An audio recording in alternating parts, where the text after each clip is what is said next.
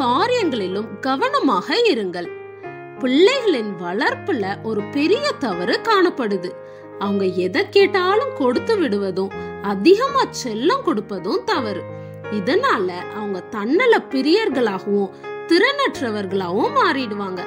வாழ்க்கையின் சிறிய வேலைகளை கூட அவங்களால செய்ய முடியாத நிலை வந்துடும்.